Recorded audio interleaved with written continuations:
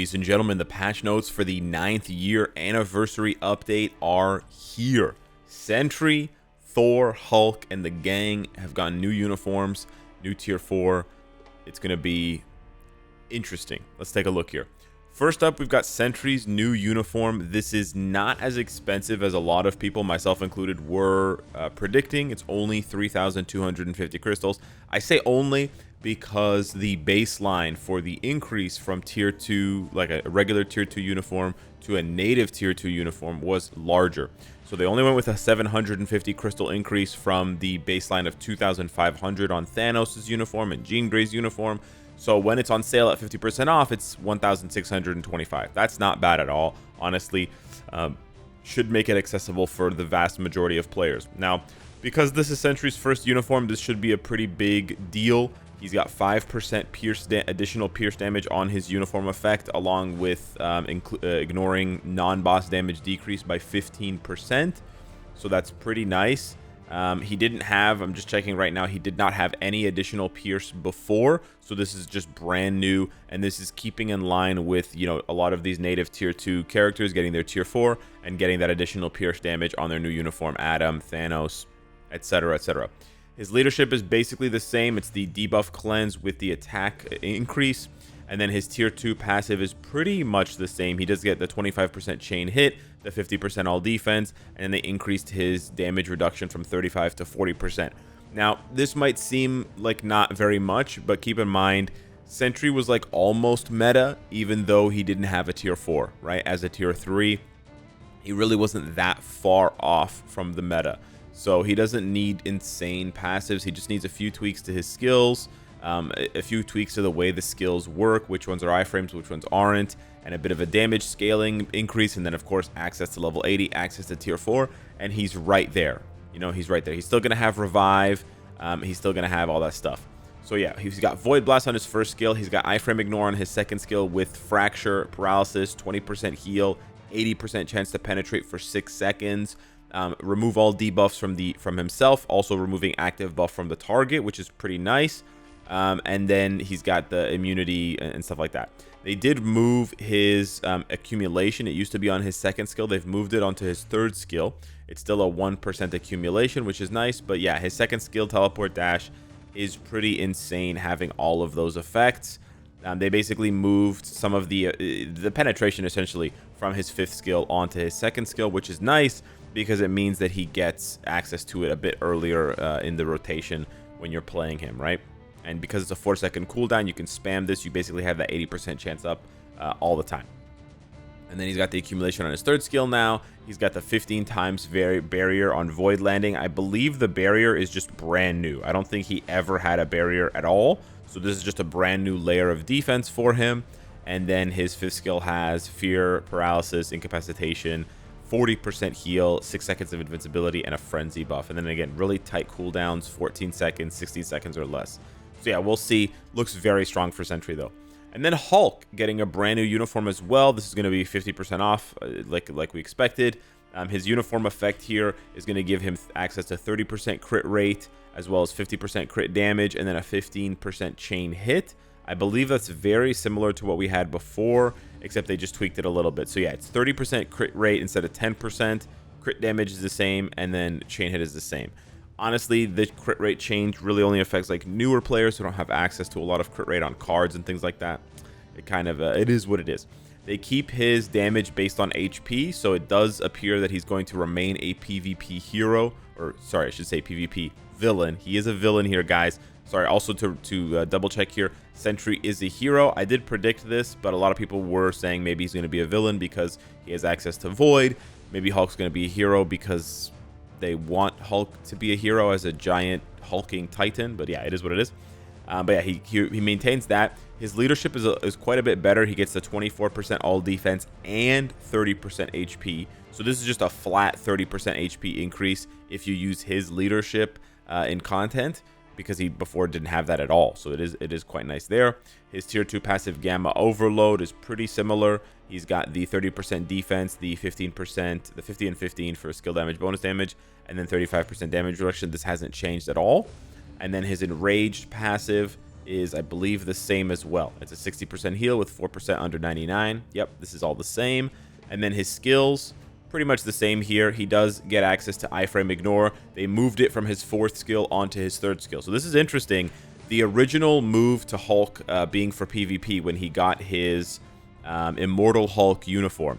His iframe ignore skill used to be on his 3rd skill, which was the Thunderclap skill, I believe. Or no, it was Gamma Ray Burst. I can't remember if it was Gamma Ray Burst or if it was... I'm pretty sure it was Gamma Ray Burst that had the iframe ignore. Anyways, he used to have it on his 3rd skill. Then they moved it to his 4th skill, which does a lot more damage. So we'll have to wait and see. It'll be interesting to see how much damage Titanic Lava does. But it's nice that he gets the iframe ignore on the same skill that gives him all of his really crucial buffs, because that was maybe the one issue with the newest Hulk uniform, the Fear itself, is that Hulk needed to use both 3 and 4. He needed to use 3 to get the buffs, right? The access to the 50% more HP and things like that, and then the increased damage based on max HP. But then he needed the 4th skill for the iframe ignore. Now it's all in one. It's all in one. And he maintains the 33% chance to penetrate. That's exactly the same from his old uniform. The only issue with this skill here... No, actually, there's no issue. It also has the 5 seconds of invincibility. Yeah. And it's on a slightly shorter cooldown. So before, Hulk was on a 16-second cooldown. So you had to evade that iframe ignore one shot every 8 seconds. Now you're going to have to evade it every 7 seconds. So might be quite a bit stronger. I know there's not a lot of buffs changes to Hulk, but this might be quite a bit better. His 4th skill is just straight damage, again, based on HP. And then his 5th skill is the immunity skill with a damage proc. And so, yeah, they kept that essentially the same. Actually, the only big difference, I will say this, is that they gave the 100% damage proc to Hulk to his 4th skill, which also had the iframe ignore. So it might be quite difficult, actually, for his 3rd skill to do as much damage as his 4th skill did, just because the 4th skill also had the 100% damage proc that would stack. In any event, we'll have to wait and see. There's going to be a lot of changes to PvP, as you'll find out later. So yeah, and then we have Thor's new uniform. He maintains a hero. He stays a hero, obviously, and he's got 50% off here. I think a lot of people are disappointed because this uniform doesn't seem to change anything for Thor. We'll have to wait and see on the hits, but yeah, on paper this doesn't look very good. His uniform effect, 15% chain hit, is the same. The skill damage, bonus damage is tweaked a little bit, actually. People didn't notice this. It goes up by 10%. So it goes up from 20-20 to 30-30. That could be noticeable. And then the 30% damage reduction is the same. His tier 3 skill, I'm not really going to look into this one, but yeah, it seems like they maybe updated it a little bit. Not the damage, though. Not the scaling, the percentage damage. His tier 2 passive seems the same, 70% with 65 lightning damage. And then his 4-star passive is 35-25, so this is exactly the same, number for number. And then his skills. One thing I do want to report quickly is he does have shorter cooldowns. Not a lot shorter, but we did talk about this in the Thor video. Instead of being 20 seconds on the 5th skill, it's 18 seconds. And then instead of being 17 seconds on the 4th skill, it's 15. So they shaved off 2 seconds from each of those skills. That's pretty nice. His 3rd skill also gets shaved down by 1 second from 13 to 12. And then the other 2 are 7 and 7 instead of 9 and 7. So they did do quite a few tweaks to his skill cooldowns, which I can appreciate. As far as the numbers go, I'm just going to look at 3, 4, and 5. 5 used to have a scaling of 85%. Now it's 100%. Again, it matters how many hits as well. So if it's losing hits, but it's keeping the same percentage, that's not, it needs to sort of keep the same number of hits and scale the percentage up in order for this uniform to be noticeably better. The 4th skill was 120, and now it's 100, so it's been scaled down a little bit. And then his 3rd skill is 50. It used to be 59. So we'll have to wait and see. The rest of it looks very similar. Again, the barrier is exactly the same, 8 and 8. He keeps the V-pad, but it's on a slightly different skill. The 25% heal on the 4th skill is exactly the same. The frenzy buff, 65%, is exactly, you guessed it, the same. And then his 5th skill, which gives him the accumulation, is exactly the same. It's 0.8 accumulation for 10 seconds. And the invincibility for 5 seconds is the same. So yeah, there's not a lot of things. There's basically nothing, almost nothing new for Thor besides the buff to skill damage, bonus damage. So we're hoping that what's new is sort of how you play him, what skills you can cancel, and then how many hits, right? If they tweak the number of hits, this could be a banger uniform, but this might be a disappointment. We'll have to wait and see. And then Ant-Man, this is his first uniform, so there's really nothing to compare it to. He remains a super villain. He gets super armor, all defense, in addition to immunity to incapacitation and 30% damage reduction, which is actually quite nice. His leadership is one of the best in the game, if not the best in the game now, in my opinion. Obviously not for PvP, but honestly, even for PvP, this might not be too bad. 60% attack and 30% HP for all allies. Very crazy stuff. Very, very strong lead. He gets access to crit damage, guaranteed crit rate, and skill damage bonus damage. He gets that heal with the barrier every 5 seconds. It's clunky, but it's something. He maintains the accumulation on his first skill. And then he has the Frenzy buff on his third skill, the immunity with the other Frenzy buff on his fourth skill. And then he actually gets access to iframe ignore now on his fifth skill with a 35% heal and 6 seconds of invincibility. I'm surprised that they gave him iframe ignore. 75% of the characters in this update have iframe ignore. Yes, 3 out of 4. That's crazy. Maybe they finally understood that we like iframe ignore. Who knows? Sentry's tier 4 looks pretty boring, but also effective. He heals 15% HP over 7 seconds, so that's pretty nice. And then he increases his attack. Just kind of generic. They didn't really go for anything too cool. It's called Light and Darkness, which does sound cool, though. So we'll have to wait and see. And then Ant-Man's tier 3. It's pretty straightforward. It just does damage. I think it looks cool. Some people thought it looked lame. It's got a damage proc on it, so it should hit pretty damn hard. Maybe like Hela style. We'll see. We have the Awakening for the Warriors 3. They suck, but their animation looks really cool. I like the triple triangle. It just looks nice. Different colors. Fancy, whatever. And then we come to potentially, quote-unquote, content. We have PvP content balance adjustments. So they talked about this in the dev note, and they're delivering on some changes to PvP. So this is going to apply to Alliance Conquest, Timeline Battle, and Otherworld Battle. So the 3 main PvP game modes. So they're going to be tweaking how Pierce is applied. It's going to be applied at 50% of its normal rate in Timeline Battle and Conquest, and then 70% of its normal rate in Otherworld Battle. Now, I just want to address this really quickly. This doesn't mean that Pierce is bad. This doesn't mean that Pierce is not good anymore and that you should try to get concentration or resist on your cards. Like go for red or green stars instead of blue. That's not what it means. Pierce is still the most important stat in the game. You still need it for PvP. It's just not going to be as effective as before. So the character build is going to matter a little bit more than before compared to the cards. And then the character itself is going to matter a little bit more. You know, typing is going to matter a little bit more. These sorts of things. So this is good because presumably they've done testing and they've realized that when they do this, it opens the door for more characters to be relevant. Like maybe Ant-Man will be relevant if he's not getting one-shotted constantly. Maybe Luke Cage can come back into the meta. Maybe Emma Frost can come back into the meta. Not that they're going to be meta and they're going to be the best, but maybe that they can be used, right? Instead of just getting constantly one-shotted, because that was sort of the issue, is characters were getting constantly one-shotted who weren't, you know, at the very, very highest level, also with a max build. So yeah, I think this is good. We'll just have to wait and see how it plays out. I don't think it's going to make PvP worse. The only thing I could say for sure is that it's going to make PvP longer, which I think some people will dislike because they don't like PvP and they want it to just be over. But for those people, you can't really please them besides removing PvP, I guess, which would be stupid. So yeah, there's really no way to please those people. They're also increasing the number of debuffed characters for Otherworld Battle. So before it was 3 heroes with a maximum of 6. Now it's going to be 8 heroes selected, which is crazy, really good. So they're almost tripling the number of heroes banned, basically soft banned.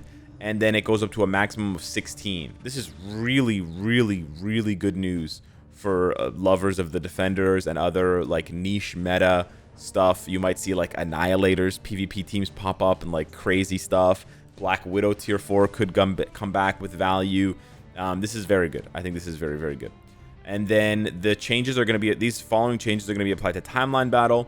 The penalty for the attacker's active skills 1 to 4 is reduced. I don't know if this is a typo or if they literally meant only 1 to 4 and not 5.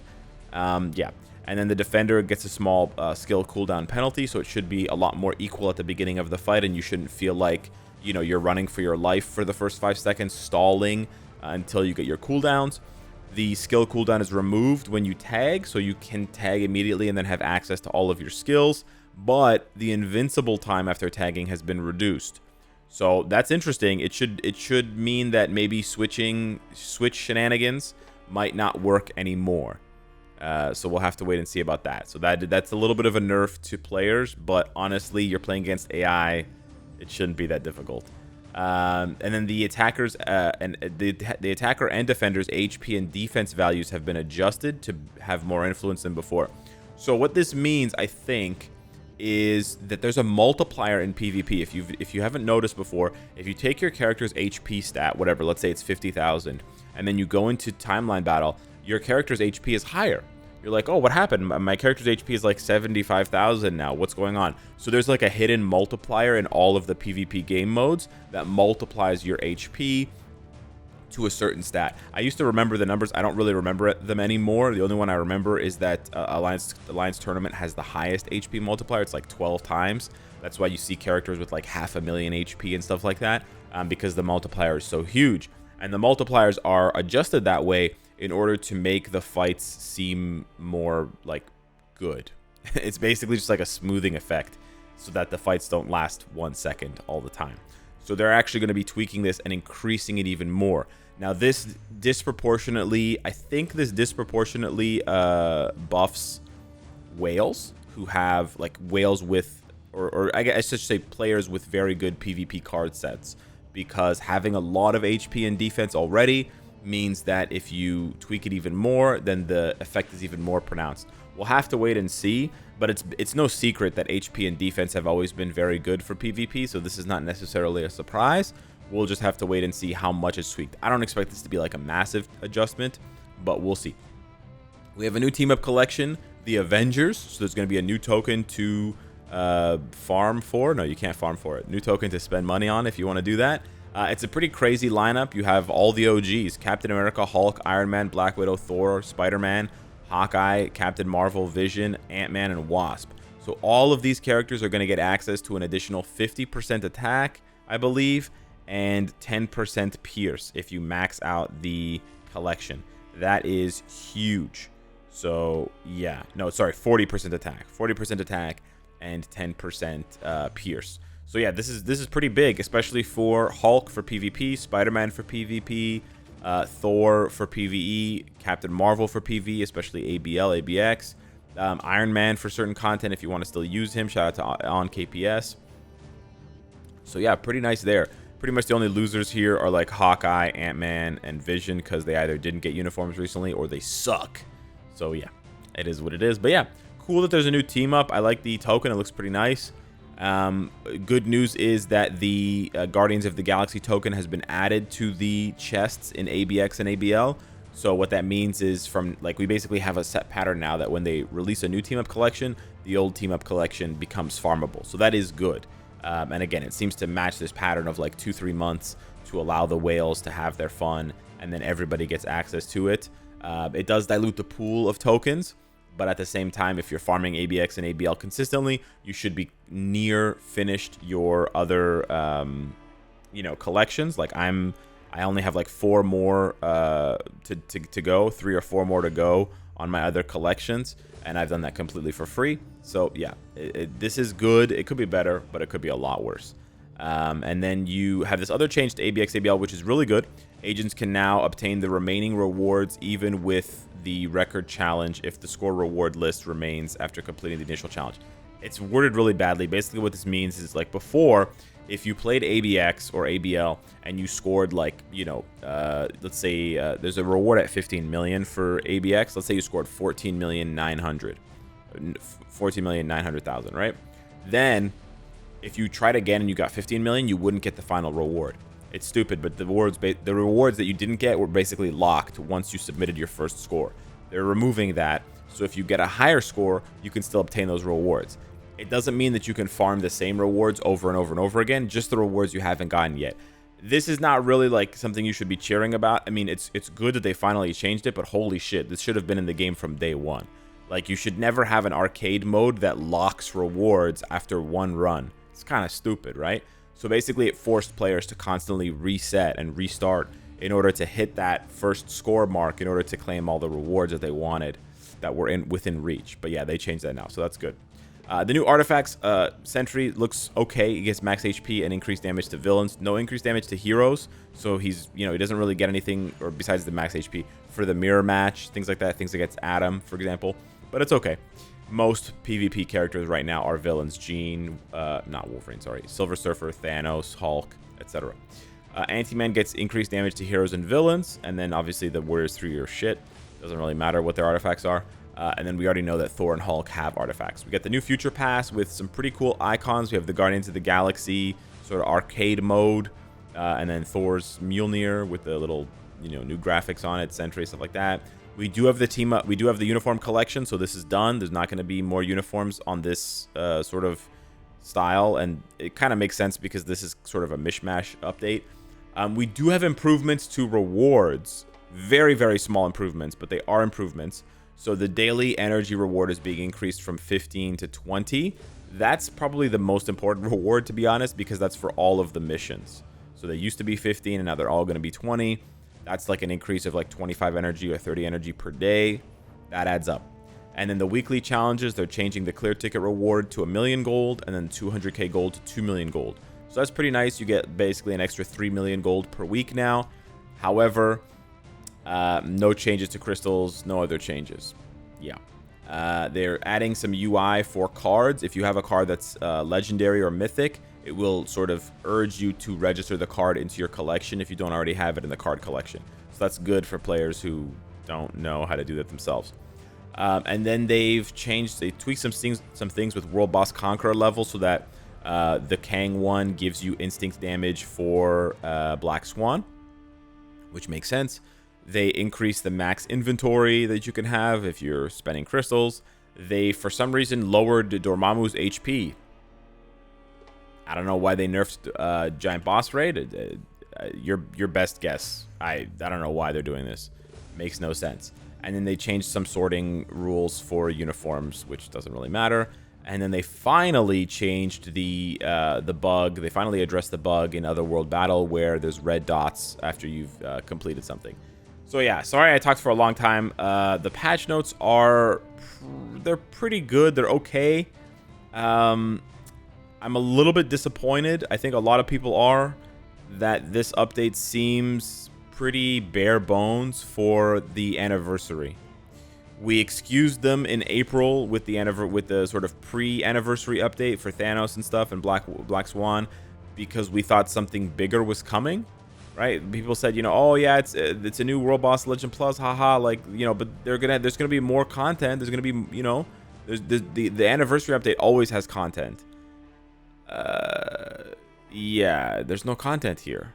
There's changes to PvP, which some people would perceive as content, but there's no content. And I really think it wouldn't have hurt them to adjust the rewards in Timeline Battle. Like, hey guys, we're making some balance adjustments to Timeline Battle, so we're going to be adding an extra 100 crystals to Timeline Battle.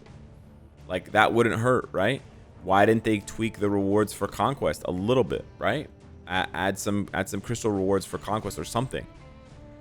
Yeah, it's a little bit disappointing. And then yeah, no new content, and then no meaningful buffs to existing content. Besides the bans and the PvP stuff with Pierce. So yeah, they really could have added, we're gonna increase the daily crystals to 50 or 35 or something. We're gonna increase the weekly crystals to 100. I don't think this would have killed their game. I think they're being too greedy. Not greedy. They're being like kind of stupid, basically. They're being stingy. The word is stingy. They're being stingy, and I'm a little bit disappointed. Yeah, and they like content, guys. Content. The game still needs content. Yeah, I don't want to be too downer about this, but yeah, it's kind of disappointing. I gotta be honest. I'm excited. Like I'm excited to try PvP. I don't want to, like, there may be a lot of content. It really depends on what these PvP changes really do for the game. It really could affect a lot of characters, and that's good. That is what we've wanted. That we do want more characters to be involved.